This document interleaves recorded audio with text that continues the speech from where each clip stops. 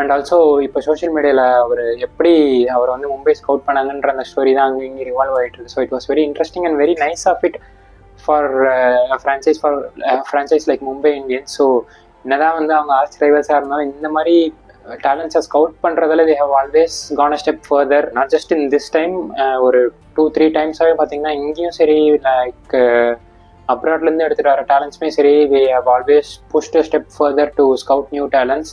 இது மாதிரி ஒரு ஆட்டோ டிரைவரோட சன்னுன்னு தான் நினைக்கிறேன் அவர். கேரளாவில் லோக்கல் டோர்னமெண்ட் எதுலேயே விளையாண்டுருந்தவரை சரி அவர் நல்லா விளையாடுறதுன்னு பார்த்து ஸ்கவுட் பண்ணி SA20 அப்போ அவங்க மும்பை ஃப்ரான்ச்சைஸோட வந்து